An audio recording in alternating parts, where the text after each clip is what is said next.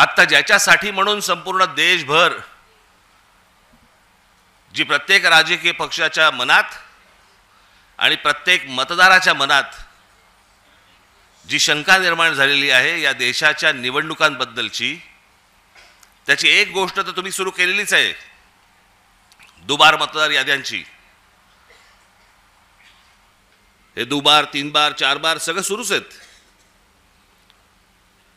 पण नुसतं तिकडे लक्ष ठेवून फक्त चालणार नाहीये तुम्हाला. जे मी 2017 पासून जे ओरडून ओरडून सांगतोय, त्यावेळेला मी जे बोलत होतो, आज जे बरोबर आहेत त्या राजकीय पक्षांनी गांभीर्याने घेतलं नाही. मी त्यावेळेला पण हेच सांगत होतो की मतदार याद्या तर आहेत, पण ही निवडणूक जी मशीन्स आहेत याच्याकडे तुम्हाला दुर्लक्ष करून चालणार नाही.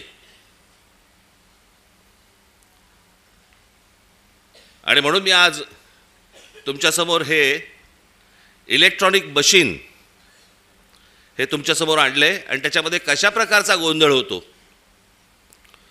आणि म्हणून ते सगळं सादर करणार आहेत. मी पहिलं नाव विसरलो, पटेल ना, अमित उपाध्याय, आणि दुसरे कोणतरी पटेल होते. अमित उपाध्याय ना तुम्ही, यक्षित पटेल. मी म्हटलं पटेल असेल तर बरं होईल, नंतर त्रास नाही होणार त्यांना.